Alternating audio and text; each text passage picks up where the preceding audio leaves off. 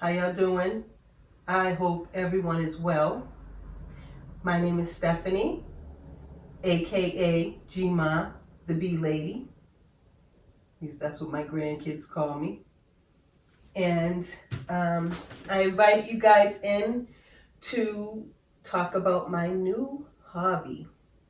One that I am passionate about, extremely excited about. I just can't wait to start this journey. And I hope you guys stick around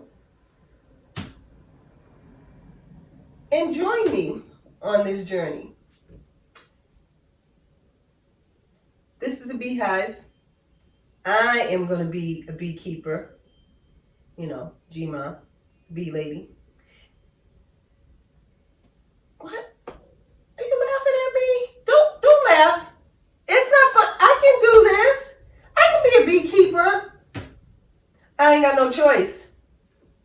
I painted this beehive pink. It didn't come like this. They are not going to take this beehive back. Not at all. So, I got to be a beekeeper. My girls are coming. And I pray that we're successful. A little disclaimer. I am not an expert. I took a few classes, read a couple of books, watched a ton of YouTube videos, and I'm pretty confident that I can do this. I care for these girls. So without further ado, I want to talk about the contents of this hive and some of the tools and garments that I'll need to care for this hive. So let's go. This hive is called a Langstroth beehive. A man named Lorenzo Langstroth created this hive in around 1810. This piece is the top cover, also called the telescoping cover. Telescoping because it goes down over the top of the hive, down the sides about 1.5 inches to prevent water from going in. Then we have this inner cover. Has a little hole right in here. Can you see my fingers? Yep. To allow for circulation and ventilation of the hive. Then we have my favorite box on this hive, and it is called the Honey Super. Inside the Honey Super there are 10 frames like this, wood. This is a plastic insert, food grade good, right? And it has a thin coat of wax on it. And the wax is to encourage the bees to draw their own comb off of this plastic. Once they draw the comb out, they fill the comb with nectar. They turn the nectar into honey, and then who you think is going to be a happy beekeeper? Yes, I'm going to be so happy. I don't know if I said it, but there are 10 frames in each box. So that's the Honey Super. This next box, well, there's two. These two boxes are the same. They are brood boxes, also called deep boxes. And they each have 10 frames in them. But these frames are different from the Honey Super frames. The bees will not be putting honey. Well, they will put some honey in here because they want the honey and the pollen and so on close to the brood. And the brood is the queen's young. And basically, she's going to be taking care and raising her family in these two boxes, along with her sisters, the honeybees. But there's only one queen in a hive. If they produce a second one of them has to go, because two queens can't live in a hive together. No, it doesn't work. Also, there are some drones that will live in the hive. Drones are the male bees, and the male bees live until they mate with a new emerging queen. Once that happens, they die, unfortunately. I don't know if you noticed or not, but this frame in the deep is about 2 to 3 inches bigger than the Honey Super frame. So when I get my bees, they're going to come in a nuke box. The nuke box is about half the size of this box. And it'll have between 3 to 5 of these frames in it. And I'll take 3 to 5 of my empty frames out, replace them with the frames from the nuke, and my girls will start their journey with me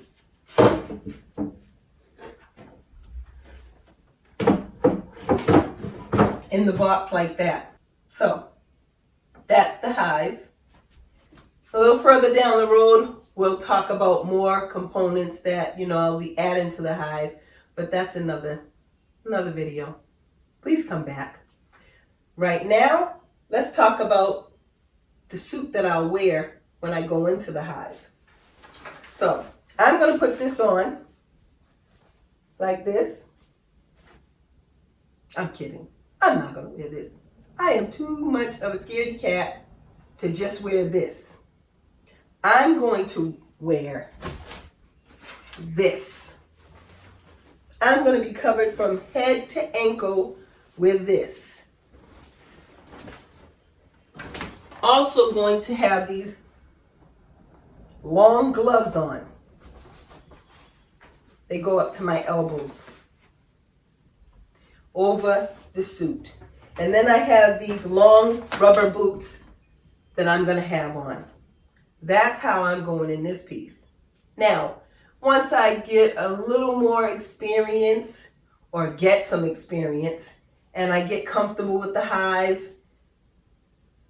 I may go in with something similar to that, but it's definitely going to be long sleeved, more like this pink one, but half of it. Still wear the boots, still wear the long gloves.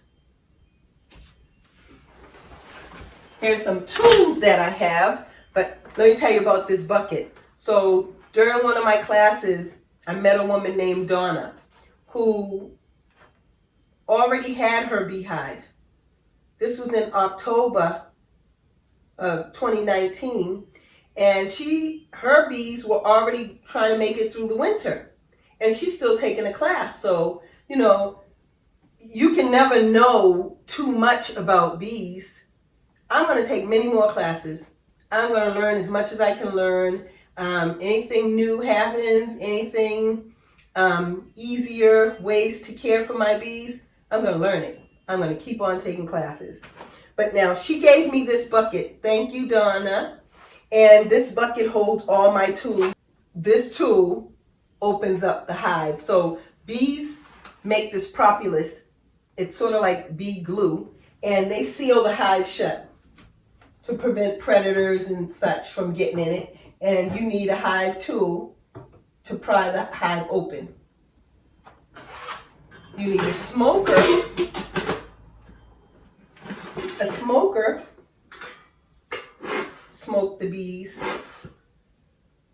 to get them to, move in another direction so you can do what you want to do when and where you want to do it. Mainly inspect the hive is what I'm going to be going into it for, and I'll need a little smoke, calm them down and move them out the way. I also use this brush to brush them out the way. But this is definitely a handy gadget to have. Thanks again, Donna. I truly, truly appreciate that. When I get the bees, it's still a little chilly. I'm in New England. I may have to feed the bees. So I'll put sugar water in here along with this additive. It's a feeding additive. Put that in there. Put it inside the hive. Put an empty deep on top of it, cover it. They'll feed until I stop feeding them. But the reason I'll stop feeding them will be I'm going to be stocking this hive. And when I see them coming and going, So when they're coming and going, they're foraging. They're foraging for nectar and pollen. And when I see them bringing that pollen in, I'll know they're bringing it in because their rear legs, they have these sacs on the thighs of their legs. And they fill the sacs with the pollen, and you can see it. It's yellowy orange. They'll be flying in with it, the sacs full. And once I see them doing that, I no longer need to feed them. They can feed themselves. I'll take the feeder out, put my all my frames back in this second box, and let them do their thing. I think that's it. I think that's it. That's all I need to tell you guys about my hive right now. But please come back. Stay tuned because I will be back. I want to show you guys how I'll introduce my girls to this hive in my backyard. So until then, continue to stay safe. The weather's getting beautiful. When you go out there, cover yourselves up and enjoy. Take care.